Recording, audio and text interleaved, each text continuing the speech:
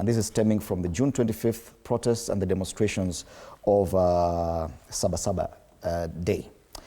Now, this is an issue of legislation to a huge extent, that Parliament over time, and I know back in 2014 or when some of these laws were passed, most of you are not in the National Assembly, but there's always the intention of how a law or an act of Parliament is passed, the intended purpose of it. What I'm talking about is the Prevention of Terrorism Act, yes?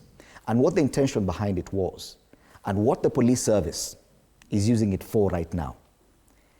Do you think, Dr. Kanyuithia Mutunga, that what the police and the DCI and the ODPP are using now, the Prevention of Terrorism Act, is what the legislators who passed this act intended this law for? Let us contextualize terrorism. When do we say this looks like or befits the description of a terror act? Terrorist acts target the security system of our country. They target the property of Kenyans.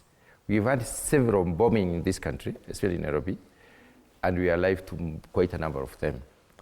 Now, that act of a few individuals planning and executing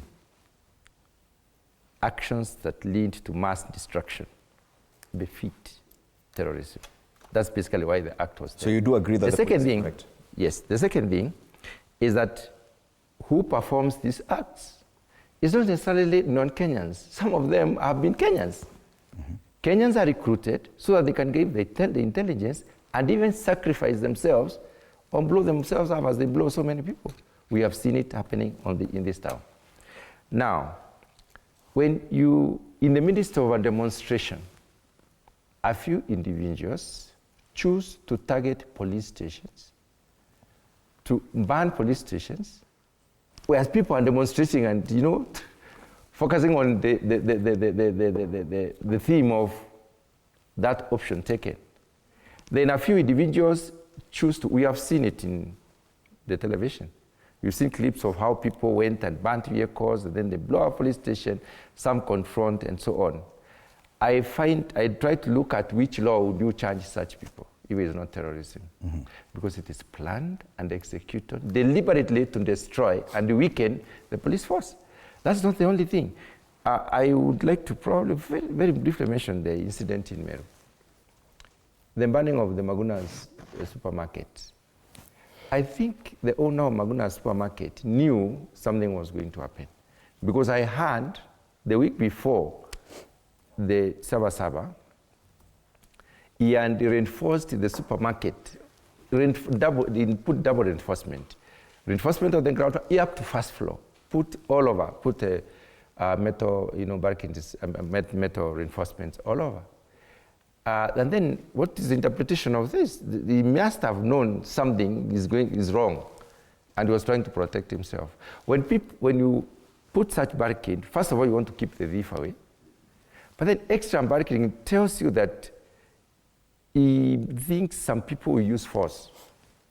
And we have seen people using force even to try and break safes, the ATM safes and so on. The kind of force that probably was being used. Now, in this particular incident, we had petrol bombs thrown into the building. A few people who are very organized, armed, and then caused that particular... One member of parliament, your colleague, has been charged with terrorism. I was in the meeting where Honorable Ndikiri spoke. Honorable Ndikiri said a normal thing. It was in the air that this supermarket has been reinforced.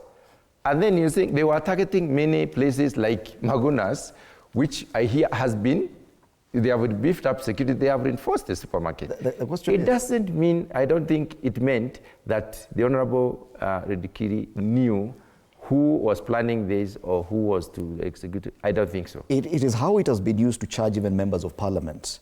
Prevention of terrorism. If a member of parliament is associated, as well, is effectively associated with such actions. And we know for sure it has happened. But we know we have seen people planning things in this country and executing them. Yet we have other laws that cover normal criminal issues, including the penal code and others. Bwana Lote. My issue was that these are not, we cannot call these normal criminal activities. These are planned terror actions. Bwana Lote, do you agree with your colleague that it is right for the police to use the Prevention of Terrorism Act